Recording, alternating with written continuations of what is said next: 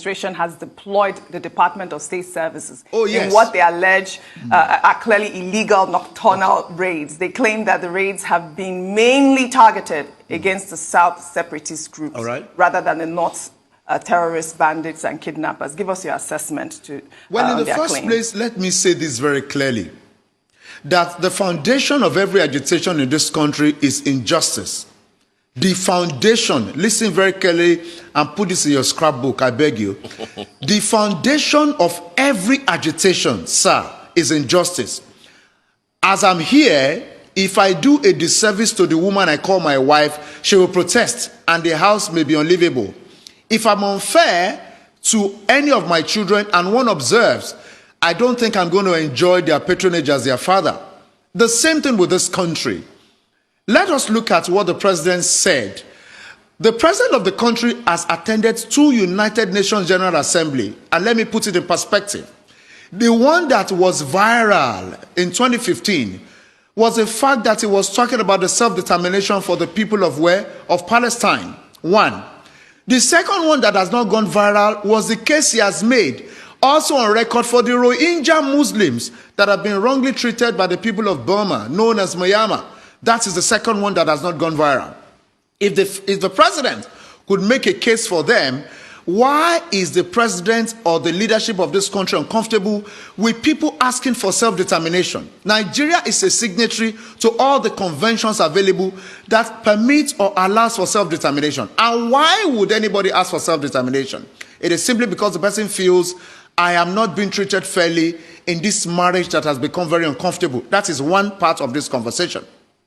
Moving forward at the same time, when you are talking about the security operatives, do not forget that one of the most interesting parts of the role they played was to have gone to Kano to arrest somebody that said the president was going to take another wife. That is my own Department of State Service.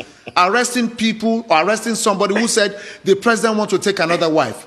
In the first place, the president's religion allows him to take 4 wives. And if a man says the president was going to get married, I think that you could leave the police that also attend to civil issues to go and arrest him. The DSS should not be seen in such cases. Thirdly, there was something that happened when they paraded certain things they said they saw in Igboho's home. They saw the paraphernalia of his traditional religious worship. The last time I checked this constitution that I have issues with, freedom of conscience and religion is one.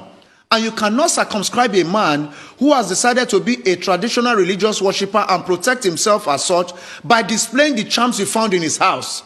In the first place, the amulet, the charms, are the paraphernalia of his religion. Have you arrested somebody with rosary? Have you arrested somebody with tesbih?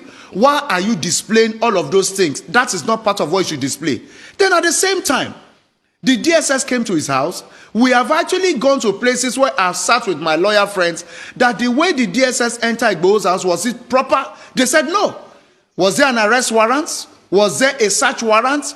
And don't forget that part of the issues described by the governor was that you cannot send people into a state when the chief executive is not aware.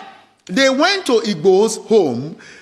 Governor Seyi Makinde was not aware of people coming to do such job. That is also a disrespect to the first citizen of the state, a disregard. Then let me also say this.